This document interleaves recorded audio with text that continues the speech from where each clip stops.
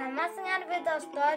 Мен Ормар Сапаров атындагы 3-Б классынын окуучусумун. Достор, бул ары. Бул болсо түлкү. Мага ары менен түлкү жомого аябай жакты. Бул ары эмгекчил. Түлкү болсо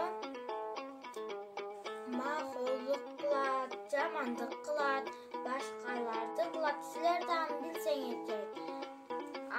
Жомокту кун коюп ук кылат. Биз азыр ары жана түлкүнүн жомогун баштадык. Түлкү жолдо кетип жатып, арыга жолугат. Ары, келикөз дос бололу дейт. Ары болсо, жок, мен достошууга убактым жок. Дегенде гүлдөрдү балны чогултушум керек.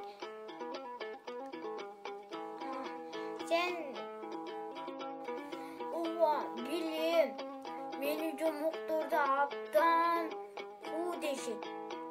Бирок мен куулукту жаман көрөм, аябай.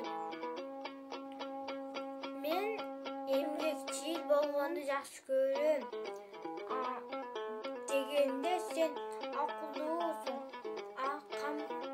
камкордуусуң, эмгекчилсиң.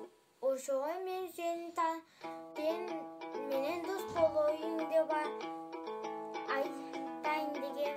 Ары, менден башка дагы жандыктар бар го. Айтат, сен эмгекчилсиң, ошонун мага аябай жугат. Мен куулукту таштайм, эмгекчил кыла баштайм. Айтканымдын бардыгына аткарам. Ары болсо үйүнө ээрчите алып барат. Эртең менен саат болсо, ары болсо бал чогултканы кетет. Түлкү болсо үйдө калат. Балдарды карап. Бир жаласам, жалаптырмын да көрүп коюптурму дейт. Бир жалайт. Андан соң бал шиң болуп, анан табактагы бардыгын жеп салат. Бул жомокто мага ары жакты. Анын көп соол тиштери бар. Ал бал топтойт жана түлкүгө дагы жардам берет.